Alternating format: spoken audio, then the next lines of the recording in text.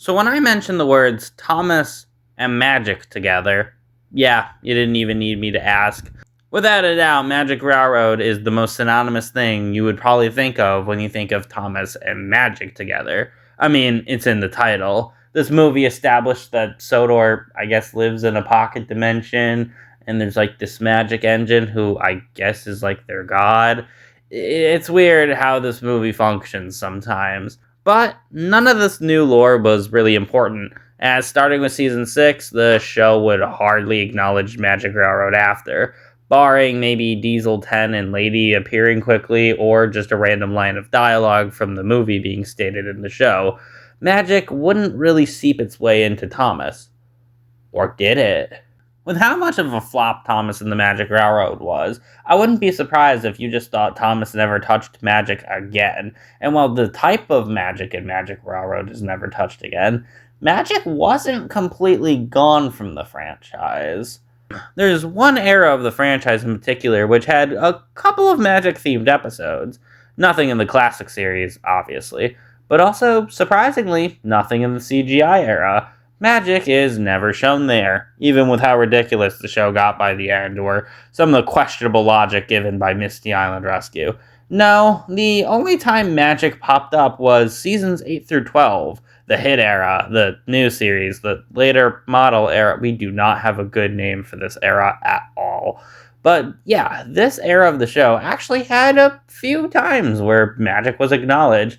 But then that leads to my question, which would be, is the magic in these episodes more tasteful than, say, how it was done in Magic Railroad, which was very untasteful and kind of breaks the franchise's canon? Well, we've got 4 episodes to look at, so let's see how all of them use their form of magic and see if it breaks the universe or creates some weird inconsistencies. The first time I think the official TV show kind of alluded to magic would be season 8's Henry and the Wishing Tree. So Henry wants to pull express coaches because he's apparently never done that before. So he wishes he could do it, just for one day. Unfortunately, he's not very good at it. This is an interesting use of it, because it's implied that it doesn't actually happen. However, I don't know, man. These episodes that always kind of have that maybe it is, maybe it isn't kind of thing, instead of directly stating that no, magic's not real. Honestly, the classic era kind of had this kind of thing too. Admittedly, for more spiritual stuff like Duncan Gets Spooked or Rusty and the Boulder, whether those things were truly alive or not. Now, I want to make it clear, Henry and the Wishing Tree isn't like a great episode or anything. If anything, this episode's kind of bad. But what I will say is its use of, like, alluding to magic feels kind of in spirit with how it was done before. You know, it's not directly stated that magic is real or that Sodor is in some weird pocket dimension. Instead, it's, like, softly alluded that Henry's wish actually came true. Topham says it didn't, but who knows?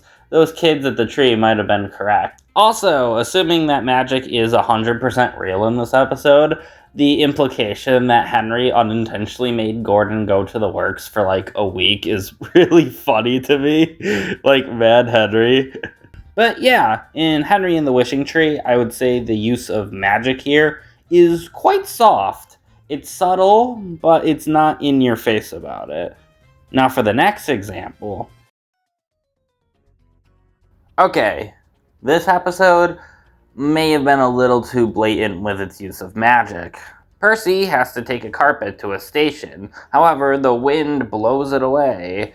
It's kind of implied, though, that the carpet is actually magic, especially with the ending. This one in general was a lot more direct with its usage of magic, having the carpet just fly around a good portion of Sodor. Although, in general, this episode could have been really easily avoided if the workmen just, tied down the carpet. Better yet, why is Percy even taking it? Shouldn't this be like a truck? Or heck, couldn't Topham have just picked it up and used his car to bring it to the station? Whatever. But yeah, this time around, unlike the previous episode, I feel this one was a little more blatant. Like, yes, this carpet might be magic. See it fly around. It's not even that bad of an episode. I actually kind of like Percy and Gordon's interactions a lot. even if this one kind of falls into being more of a basic moral episode. But in terms of how it uses magic, I would say it's not as tasteful as the previous time, but I also don't think it's as bad as Magic Railroad. It kind of finds itself in the middle ground of kind of implying it might be real, but not actually being explicit about it, to, yes, Zodor is just some weird pocket magic dimension with an engine who's basically God. So this one's kind of a mixed bag in terms of, would I say it's a tasteful addition to the universe or not? Maybe. This one in general gives me a lot to think about when I think about its placement in the series from the magic standpoint. Now, the magic lamp. I'm actually going to say it. I think this episode handled the quote-unquote magic aspect the best of the episodes I'm going to talk about here. Mainly because, like the first episode, Henry and the Wishing Tree, it's not directly stated, more implied. But what it also does is expand Sodor's lore, with the new addition of the character Proteus and the power of his lamp guiding engines who are lost. If anything, like Henry and the Wishing Tree, you could either A, imply that it's not magic and it's all just a bunch of coincidences with Peter Sam, or B, the legend of Proteus is real and his lamp is actually doing it. I actually really like the usage of it here because it also blends in with the more ghostly aspects of Sodor, which this franchise has a lot of ghost engines. That honestly might be a video one day. So I actually really like how it's handled here. It adds more lore to it, it's fairly subtle, and you can make up the feeling of whether it does or doesn't exist. Granted, that doesn't mean this episode is phenomenal, but in terms of how it adds magic to the island, it doesn't shove the magic aspect in your face. It lets the audience infer what they do and do not want to believe about the circumstances within the episode. I think they handled it really well here. This episode isn't phenomenal or anything, it's just kind of an okay episode with some really good or bad aspects, but to give Sharon Miller a lot of credit on how she added magic into the island, I think this is probably the best way they did it. And now we end off with our last usage of magic in a Thomas episode, Smoke and Mirrors from Season 11. This is a pretty standard Three Strikes formula episode for the most part, but it's the ending that really catches me off guard, with the magician just using magic on Thomas. And it is very weird feeling. You could make the argument that this isn't real magic, it's just parlor tricks, but I don't know, man. I don't see what he set up to make it like parlor tricks around Thomas. Not to mention he does it the moment he gets all his stuff. So this guy just has legit magic powers. And it really kind of breaks the universe when I think about it. It's the farthest for Magic Railroad magic I think this series has ever gotten. And I'll say it feels really out of place, especially considering how standard the rest of the episode is. I guess I'll say it makes this ending more memorable, but is it fitting for this universe? Absolutely not. It feels really out of place watching it, and it's just quite bizarre. I really don't have much else to say about it because it's such a little part of this episode, but yeah.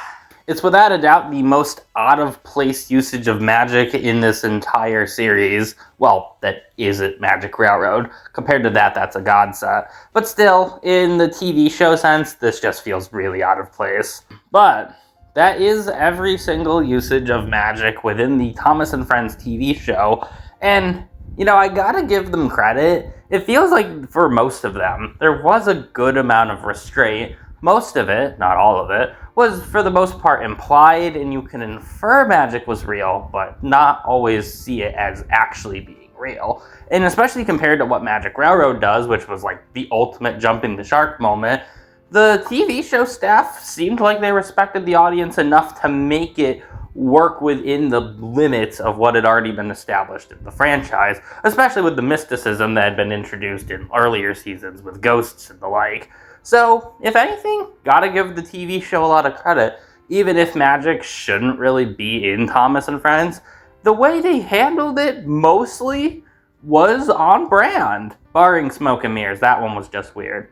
But yeah, that was the video. I hope you guys enjoyed it. I thought it'd be fun to talk about something magic related with Thomas, considering Magic Railroad turns 25. but I had no ideas of what to talk about. So I was like, this would be a good idea. Tell me in the comments below what you think, and I'll see you all next time. Take care.